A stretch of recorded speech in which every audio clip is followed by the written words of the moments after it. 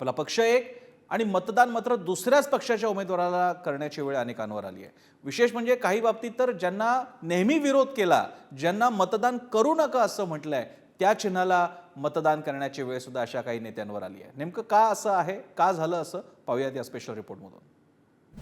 वर्षाचे 1 मिनिट, माझं मत तुला मिळणार आहे, मी तिचा मतदार आहे। तुमच्या आयुष्यात पहिल्यांदाच काँग्रेसच्या पंजावर तुम्ही मतदान करा, हा तुमचा पण त्या पंजामध्ये मसाला आहे ना,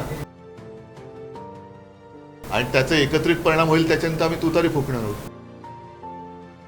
ही प्रतिक्रिया जरा नीट ऐकलीत का? उद्धव ठाकरे म्हणतायत मी काँग्रेसच्या पंजावर मतदान करणार। आता पक्ष शिवसेना, चिन्ह मशाल, तरी उद्धव ठाकरे काँग्रेसच्या पंजावर मतदान करायला इतके इच्छुक का? तर त्याचं झालंय असं।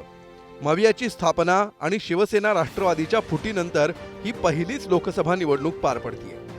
त्यात युती आघाडीच्या बदललेल्या राजकारणामुळे आधी जे विरोधक होते ते मित्र झालेत आणि आधी जे मित्र होते ते शत्रू झाले। त्यामुळे निष्ठा स्वपक्षाशी मात्र मत दुसऱ्या पक्षाला, अशी तऱ्हा अनेक राजकीय नेत्यांची झाली आहे। आता हेच बघा, शिवसेना पक्षप्रमुख उद्धव ठाकरे राहतात वांद्र्यात। वांद्रे उत्तर मध्य मुंबई मतदारसंघात येतं। इथले उमेदवार आहेत काँग्रेसच्या वर्षा गायकवाड। त्यामुळे ठाकरेंना वर्षा गायकवाडांसाठी काँग्रेसच्या पंजा चिन्हावर पहिल्यांदाच मतदान करावं लागणार आहे। दुसरं नाव आहे राज ठाकरे। राज ठाकरे राहतात दादरमध्ये। दादर येतं दक्षिण मध्य मुंबई मतदारसंघात। इथं महायुतीचे उमेदवार राहुल शेवाळेंना पाठिंबा म्हणून राज ठाकरेंना धनुष्यबाण चिन्हावर मतदान करावं लागणार आहे। त्यानंतर शरद पवार। शरद पवार राहतात दक्षिण मुंबई मतदारसंघातील मलबार हिल भागात। इथले उमेदवार आहेत ठाकरेंच्या शिवसेनेचे अरविंद सावंत। त्यामुळे पवारांना मशाल चिन्हावर मतदान करावं लागणार आहे। मुख्यमंत्री एकनाथ शिंदे राहतात ठाण्यात।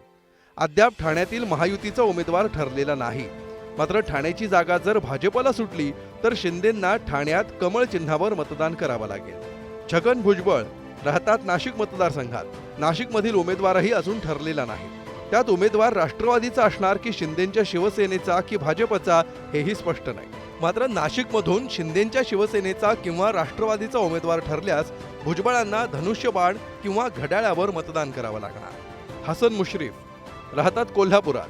कोल्हापुरातील महायुतीचे उमेदवार आहेत शिंदेंच्या शिवसेनेचे संजय मंडे। त्यामुळे मुश्रीफांना मतदान करावं लागणार धनुष्यबाणावर। महायुतीच्या नेत्या नीलम गोऱ्हेंचीही तीच तऱ्हा।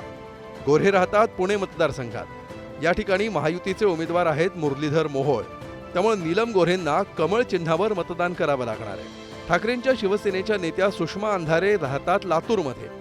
लातूरमध्ये मवियातील काँग्रेसचे उमेदवार आहेत डॉक्टर शिवाजी काळगे।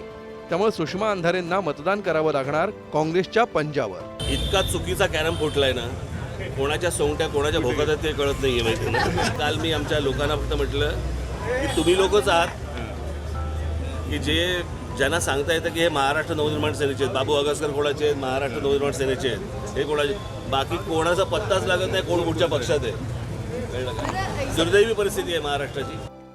जी परिस्थिती नेत्यांची तीच त्यांच्या समर्थकांची आणि कार्यकर्त्यांचीही।